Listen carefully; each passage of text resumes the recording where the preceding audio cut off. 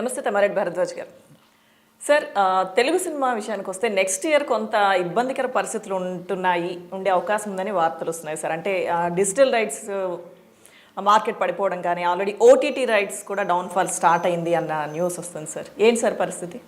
ఏమన్నా మామూలుగా ఇప్పటి నుంచి మనం చాలా ఇంటర్వ్యూస్లో చెప్పాను కదా నేను, సార్ డిజిటల్ ఎప్పుడు పడిపోతుంది, శాటిలైట్ ఇట్లాగే పడిపోయింది, ఇది ఇట్లాగే పడిపోతుంది, పడిపోయినప్పుడు ప్రాబ్లం వస్తుందని ఎప్పుడో చెప్పాను. అది ఇప్పుడు వచ్చింది. అది నాన్ థియేట్రికల్ వీటి మీద, ఓటీటీ మీద నమ్ముకుని సినిమాలు తీయదని మీరు చాలాసార్లు ఇక్కడే ఇంటర్వ్యూస్లో చెప్పారు. సో ఇప్పుడు మీరు అన్నట్టుగానే పరిస్థితులు వస్తున్నాయి.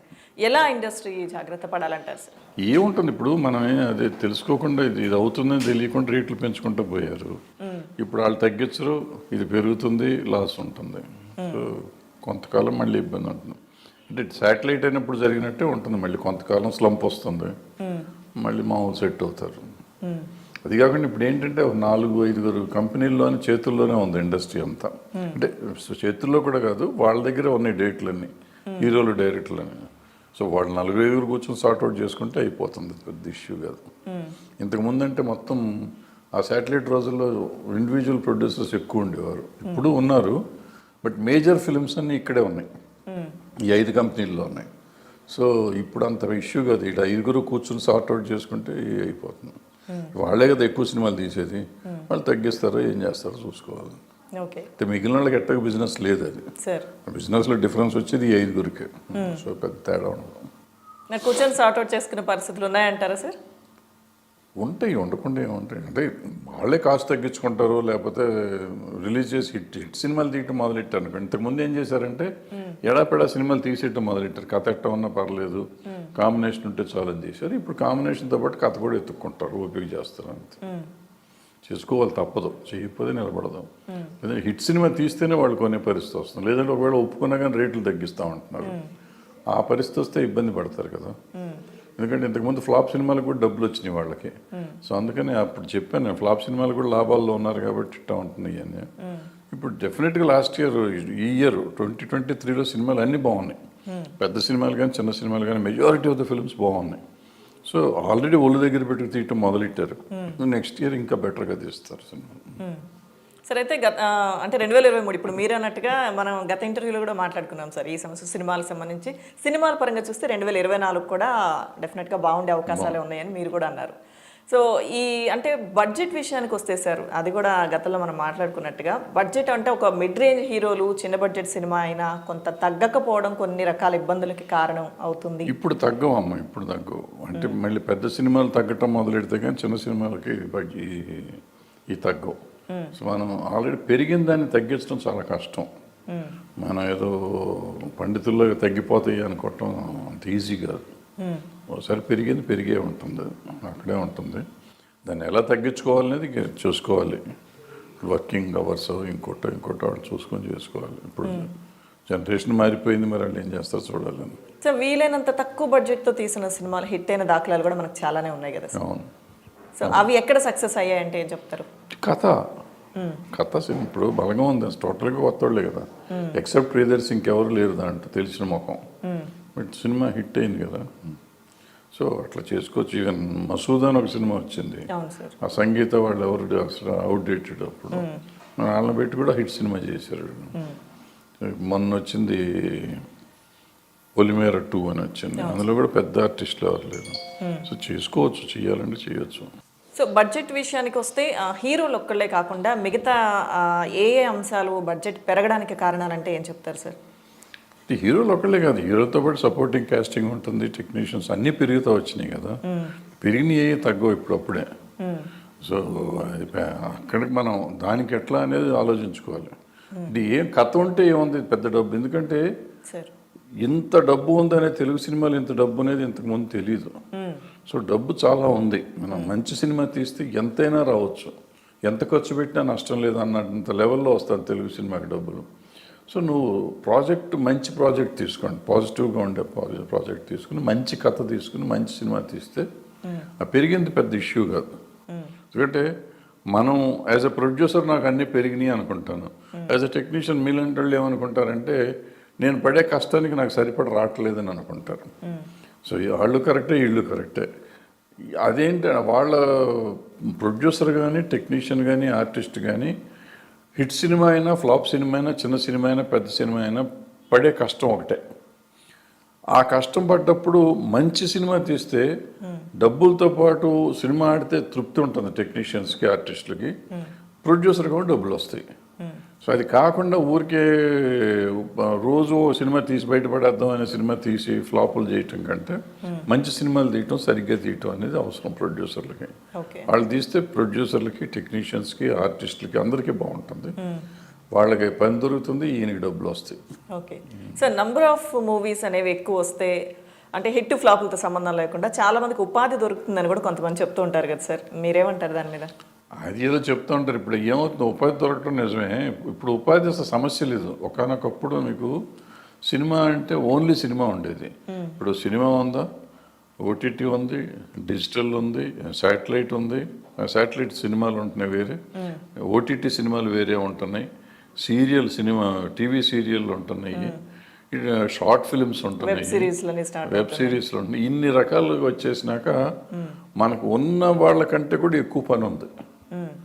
సరిపోవట్ల మనుషులు యాక్చువల్గా అంత పని ఉంది. టెక్నీషియన్స్ ఇంకా ఇంకా కావాలి, ఆర్టిస్టులు ఇంకా ఇంకా కావాలి మనకి, అంత పని ఉంది దీంట్లో. ఇది కాకుండా ఈవెంట్స్ ఉంటున్నాయి, ప్రోగ్రామ్స్ ఉంటున్నాయి, అన్నిట్లోనూ ఎంగేజ్మెంట్ చాలా ఉంటుంది. సో పనిని గురించి పెద్ద ఇష్యూ కాదు, పని అందరికీ దొరుకుతుంది, సినిమాలు తగ్గినా పెరిగినా దొరుకుతుంది పని. Only thing is quality films చేయటం అనేది ఇంపార్టెంట్. చేస్తే అంతే పని ఉంటుంది. అప్పుడు ప్రాబ్లం సార్, పెద్ద బడ్జెట్లో ఫెయిల్ అయిన సినిమాలు చాలా ఉన్నాయి, చిన్న బడ్జెట్లో సూపర్ హిట్ కొట్టిన సినిమాలు బ్లాక్ బస్టర్స్ అనేవి అట్లా చాలా ఉన్నాయి. సో అంటే వీళ్ళు అంటే ఒక పేరున్న హీరోలు, ఒక రేంజ్ ఉన్న హీరోలు మాత్రమే చేస్తే హిట్ అవుతుంది అన్నది కరెక్ట్ కాదని చాలా సినిమాలు ప్రూవ్ చేసేసింది కదా సార్. సో ఎందుకు ఆ దిశగా ఇంకా ఎక్కువ సినిమాలు రావడానికి ఎందుకు ప్రయత్నం జరగడం లేదనుకోవచ్చు సార్? ప్రయత్నం జరుగుతూ ఉంటుంది. ఇప్పుడు మీకు 200 సినిమాల దాకా రిలీజ్ అవుతాయి సంవత్సరం. దాంట్లో 40 సినిమాలు మీరు చెప్పే హీరోలతో సినిమాలు ఉంటాయి, మిగిలిన 160 సినిమాలు చిన్న హీరోల సినిమాలే, కొత్త వాళ్ళ సినిమాలు. అందులో కొన్ని వస్తూ ఉంటాయి, పడుతూ ఉంటాయి. సో అన్ని ప్రయత్నం జరగకపోవటం కాదు, అందులో సరైన సినిమాలు, ఇందాక చెప్పినట్టు సరైన సినిమాలు తీయాలి మనం. ఇప్పుడు లాస్ట్ 23లో దగ్గర 15 సినిమాలు ఉన్నాయి, చిన్న సినిమాలు, బిలో 10 crores చేసిన సినిమాలు. బట్ బడ్జెట్ కాస్ట్ వచ్చేటప్పుడు, కలెక్షన్ వచ్చేటప్పటికి 20 కోట్లు 30 కోట్లు చేసిన సినిమాలు ఉన్నాయి. సో దాన్ని బట్టి ఏంటంటే సరైన సినిమా తీస్తే వస్తుంది.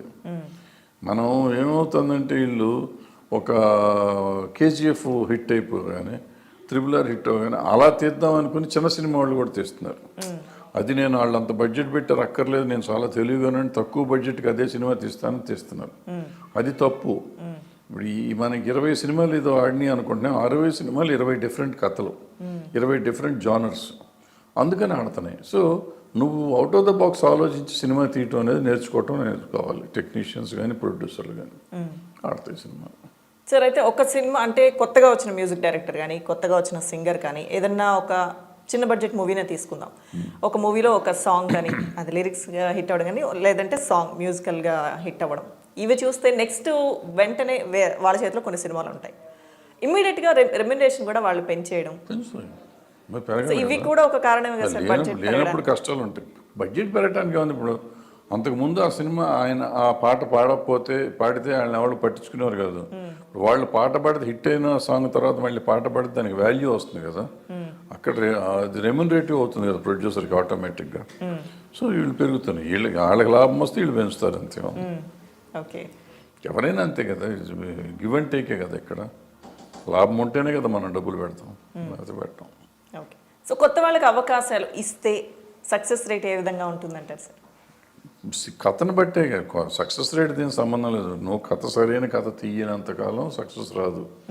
చిన్నవాళ్ళైనా కొత్త వాళ్ళైనా పెద్దవాళ్ళైనా పాత వాళ్ళైనా నువ్వు మంచి కథ తీసుకుని వస్తే కొత్త వాళ్ళతో అయినా హిట్ అవుతుంది, పెద్దవాళ్ళతో అయినా హిట్ అవుతుంది, చిన్న మధ్య వాళ్ళతో అయినా హిట్ అవుతుంది, ఫ్లాప్ హీరోలతో అయినా కూడా హిట్ అవుతుంది. ఓకే, కథ బాగుంటాయి అంటారు. ఓకే, సో పెద్ద పెద్ద బ్యానర్స్ ఇప్పుడు పెద్ద డైరెక్టర్స్తో ఇక్కడ బడ్జెట్లు తట్టుకోలేక అంటే కారణాలు ఏవైనా కావచ్చు, బాలీవుడ్లో సినిమా తీద్దామన్న చర్చలు జరుగుతున్నాయి, మీకు తెలిసిందే అది.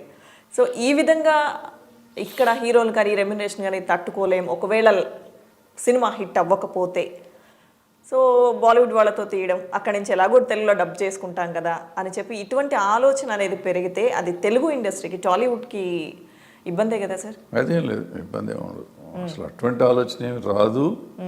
వచ్చినా అది కరెక్ట్ గారు. ఇప్పుడు ఎక్స్ హీరో ఇక్కడ ఉన్నాడు, ఆయనతో నాకు వర్కౌట్ అవుతుంది. అక్కడ బాంబేకి వెళ్ళి ఇంకో ఎక్స్ హీరోతో తీస్తాను. ఇక్కడ ఎక్స్ హీరో మల్టీ లాంగ్వేజ్లో పనికి వస్తాడు. ఇప్పుడు అంటే ఈ మధ్య అలవాటు అయిపోయింది మనకి. ఇప్పుడున్న హీరోలు అందరూ ఆల్మోస్ట్ ఆ టాప్లో 10-15 మంది బాంబే హిందీ సినిమాల్లో కూడా వాళ్ళ డబ్బింగ్ సినిమాకి వాళ్ళకి ఒక మార్కెట్ ఉంది. బట్ హిందీలో ఉన్న వాళ్ళు ఎవ్వరికి తెలుగులో మార్కెట్ లేదు. సో తెలుగు మార్కెట్ ఇక్కడ ఇప్పుడు అందుకే ఇప్పుడు ప్రభాస్ గారు సినిమా అక్కడికి వెళ్తే ఇక్కడ తెలుగు సినిమాకి ఒక రేట్ వస్తుంది. ఇప్పుడు అదేది మొన్న వచ్చింది రాముడు వేసాడు ఆయన, ఆదిపురుషులో హిందీ హీరో వేసి ఉంటే తెలుగులో అన్ని డబ్బులు వచ్చేవి కాదు. అది ఫ్లాప్ అయింది కానీ బట్ అయినా కూడా అంత డబ్బులు వచ్చేవి కాదు. ఇప్పుడు మొన్న వచ్చిన సినిమాలు ఏవో ఉన్నాయి.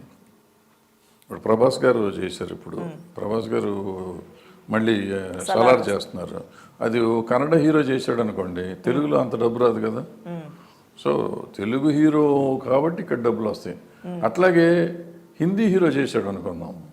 హిందీ హీరో చేస్తే ఇప్పుడు వాళ్ళకి తెలుగులో ఏముంటుంది? సల్మాన్ ఖాను, అమీర్ ఖాన్ వీళ్ళందరూ చేశారు. వీళ్ళందరూ సినిమాలు డబ్బింగ్ చేశారు మనకి. ఎప్పుడన్నా ₹1 కోటి 2 కోట్ల మీద చేసినాయి. మొన్న జవాన్ ఒకటి చేసింది, కొంచెం 5-6 కోట్లు 7-8 కోట్ల దాకా చేసినట్టు. సో ఇక్కడ పెద్ద మార్కెట్ ఉండదు. బట్ మన వాళ్ళకి ఫిక్స్డ్ మార్కెట్. ఏ హీరో 10 కోట్లు, హీరోకి 20 కోట్లు, హీరోకి 30 కోట్లు, హీరోకి 50 కోట్లు అట్లా ఆల్రెడీ మార్కెట్ ఉంది. సో మన వాళ్ళకి ఇక్కడ మార్కెట్ లేదు. సో వాళ్ళు వచ్చి ఇక్కడ ఏదో చించేస్తారు అనుకుంటా. వాళ్ళ మార్కెట్ వాళ్ళది. ఫర్ ఎగ్జాంపుల్ మొన్న గదర్ 2 అక్కడ పెద్ద హిట్ అయింది. 600 కోట్లు 700 కోట్లు చేసింది. మన తెలుగు డబ్బింగ్ చేయలేదు, వాళ్ళు తెలుగులో లేదు. ఇక్కడ మామూలుగా హిందీ సినిమా ఆడింది పోయింది అంతే. అదే ఇక్కడ ఉన్న ఈ హీరో, ఇక్కడ ఫ్లాప్ హీరోల సినిమాలు కూడా అక్కడ డబ్బింగ్లు కొనుక్కునే కదా వీళ్ళు హీరోలుగా మిగులుతున్నారు ఇక్కడ చాలామంది. వీళ్ళకి అసలు ఇక్కడ ఆడవు, తెలుగు సినిమాలే ఆడవు, కానీ వాళ్ళు హిందీలో డబ్బింగ్లో వాళ్ళు బాగా ఆడుతున్నాయి. అయితే మళ్ళీ వాళ్ళు హిందీలో డైరెక్ట్గా చేస్తే ఆడతాయి అంటే ఆడవు మళ్ళీ. సో పరిస్థితి చెప్పలేమంటారా? ఎలా అయినా చెప్పలేం కాదు, ఇట్లాగే ఉంటుంది. ఊరికే కొంచెం టెంపరీగా మనం మాట్లాడుతూ ఉంటాం అంతే. మనకి పని లేదు కాబట్టి మనలాంటి వాళ్ళతో ఎక్కువసేపు టైం పాస్ చేసుకోవడానికి పనికి వస్తాయి. అవి ఏమి నిజాలు కాదు. సో సలార్ గురించి ఎలాగో చెప్పారు కదా, సలార్ గురించి మాట్లాడదాం సార్. సలార్ మీద చాలా ఎక్స్పెక్టేషన్స్ ఉన్నాయి. ఎలాగో పెద్ద hero, young rebel star Prabhas అంటే ఎక్స్పెక్టేషన్స్ ఉంటాయి. ఎలా ఉంటుంది అనుకోవచ్చు సార్? బాగానే ఉంటుంది, బాగుండాలి కూడా. అంత డబ్బులు ఖర్చు పెట్టినప్పుడు బాగుండాలి, సినిమా బాగుంటుందని అనుకుందాం. మనకు తెలియదు, చూడాలి కదా. చూడకుండా మనం ఏం డిస్కస్ చేస్తాం దాని గురించి. ప్రమోషన్స్ పెద్దగా చేయడం లేదు అన్న టాక్ వస్తుంది కదా. అక్కర్లేదు. ఇప్పుడు మనం ఎందుకు మాట్లాడుతున్నాం? ఇప్పుడు ఆ సినిమాకి ఆల్రెడీ ఒక వాల్యూ ఉంది కాబట్టి ఆ సినిమాని గురించి మాట్లాడని మీడియా, సోషల్ మీడియా కానీ, ఎలక్ట్రానిక్ మీడియా కానీ, ప్రింట్ మీడియా కానీ ఉందా ప్రతిరోజు? ఇంకా పబ్లిసిటీ ఎందుకు దానికి? అందరం దాని గురించే మాట్లాడుతున్నారు. ప్రజలు కూడా దాన్ని, సినిమా చూసే ప్రజలందరూ దాని గురించే మాట్లాడుతున్నారు. అంతకంటే పబ్లిసిటీ ఎందుకు? దానికి ఆల్రెడీ ఒక క్రేజ్ ఉంది, ఆల్రెడీ దాని గురించి మాట్లాడుతున్నారు. ఇప్పుడు నువ్వు పబ్లిసిటీ మళ్ళీ ఒక ప్రమోషనల్ ఏదైనా చేసినా కూడా ఖర్చు, శ్రమ తప్ప దానివల్ల వచ్చేది ఎక్స్ట్రా ఏమి రాదు. ఎక్స్ట్రాగా ఉండదు. ఏదో ఫ్యాన్స్ వాడికంటే ఆ హీరో కంటే మా హీరోది ఎక్కువ ఖర్చు పెట్టి చేశారు, నీళ్ళు సంకలు కొట్టుకుంటానికి పనికి వస్తుంది తప్ప సినిమాకి పెద్దగా హెల్ప్ ఏమవుతుంది. ఆల్రెడీ హెల్ప్ అయ్యేది ఆ సినిమా మీద వచ్చిన క్రేజ్తోనే హెల్ప్ ఉంది దానికి. సో దానికి కొత్తగా ఏం చెయ్యక్కర్లేదు నా ఉద్దేశం అది. Okay, thank you sir. Bye.